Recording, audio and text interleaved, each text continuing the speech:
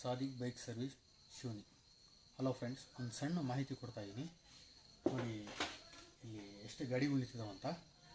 ಇದು ಸ್ಪ್ಲೆಂಡರ್ ಒಂದು ನೋಡಿ, ಡಿಸ್ಕವರಿ, ಪಲ್ಸರ್ ಮತ್ತು ಹೀರೋ ಡ್ಯೂಟು, ಇವೆಲ್ಲ ಗಾಡಿಗಳು ಬೋರಿಗೆ ಬಂದಿರೋದು.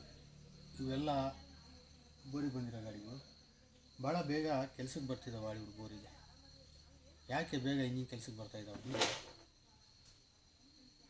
ಆಯಿಲ್ ಮೇಂಟೆನೆನ್ಸ್ ಇಲ್ಲ ಗಾಡಿಗೆ.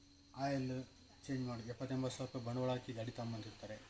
ಕರೆಕ್ಟ್ ಟೈಮಿಗೆ ಆಯಿಲ್ನ ಚೇಂಜ್ ಮಾಡಿಸ್ತಾರೆ. ಆಯಿಲ್ ಹಾಕ್ಸ್ತಾರೆ, ಯಾವಾಗಲೂ ಚೇಂಜ್ ಮಾಡ್ತಾರೆ. ಇಲ್ಲ ಅಂದರೆ ಕೆಲವರು ಆಯಿಲೇ ಇರೋಲ್ಲ ಇಂಜಿನಲ್ಲಿ, ಆ ಟೈಮಲ್ಲಿ ಬಂದು ಚೆಕ್ ಮಾಡಿಸ್ತಾರೆ. ಇಲ್ಲಾಂದರೆ ಗಾಡೀಲಿ ಸೌಂಡ್ ಬರುತ್ತೆ, ಇಂಜನ್ ಸೌಂಡ್ ಬಂದಾಗ ಬಂದು ಚೆಕ್ ಮಾಡಿಸ್ತಾರೆ. ಆ ಥರ ಮಾಡಿದಾಗ ಏನಾಗುತ್ತೆ ಅಂದರೆ, ಇಂಜನಲ್ಲಿ ಸೌಂಡ್ ಬಂತು ಅಂದರೆ ಆಯಿಲ್ ಕಮ್ಮಿ ಆಗಿ ಅಲ್ಲಿ ಇಂಜಿನ್ ಆಲ್ರೆಡಿ ರಫ್ ಮಾಡಿರುತ್ತೆ. ನಾವು ಆಯಿಲ್ ಹಾಕಿದಾಗೇನೋ ಸ್ಮೋಕಿಂಗ್ ಸ್ಟಾರ್ಟ್ ಆಗುತ್ತೆ ಗಾಡಿ. ಆ ಥರ ಮಾಡ್ಕೊಂಬೇಡಿ ಫ್ರೆಂಡ್ಸ್, ಯಾಕಂದರೆ ಖರ್ಚು ಭಾಳ ಬರುತ್ತೆ ನಿಮಗೆ. ನೀವು ಒಂದು ಸಣ್ಣ ಮಾಹಿತಿ ಕೊಡ್ತಾಯಿದ್ದೀನಿ ನಿಮಗೆ ನೋಡಿ. ಆಯಿಲ್ನ ಯಾವ ಟೈಮಿಗೆ ಚೇಂಜ್ ಮಾಡಬೇಕು. ಆಯಿಲ್ನ ನೀವು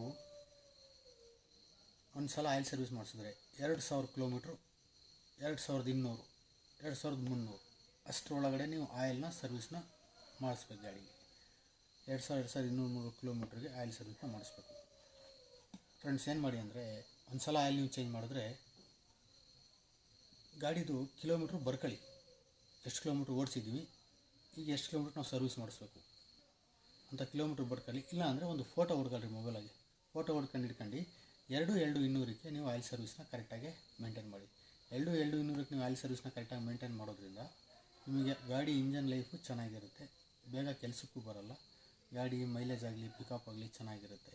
ಈಗ ಒಂದು 500-600 ರೂಪಾಯಲ್ಲಿ ಸರ್ವಿಸ್ ಆಗೋದನ್ನು ನೀವು 8,000 ರೂಪಾಯಿ ಖರ್ಚು ಮಾಡ್ಕೊಂಡು ಲೆಕ್ಕಾಚಾರಕ್ಕೆ ಮಾಡ್ಕೊಂಡು ಹೋಗೋದು. ನೀವು ಆರಾಮಾಗಿ ಒಂದು 500-600 ರೂಪಾಯಿ ಸರ್ವಿಸ್ ಮುಗಿತೈತಿ. ಟೈಮಿಗೆ ಕರೆಕ್ಟ್ ಟೈಮಿಗೆ ನೀವು ಸರ್ವಿಸ್ನ ಮುಗಿಸ್ಕೊಳ್ಳಿ. ಹಾಗೆ ಮಾಡೋದ್ರಿಂದ ನಿಮ್ಮ ಗಾಡಿ ಲೈಫ್ ಚೆನ್ನಾಗಿರುತ್ತೆ.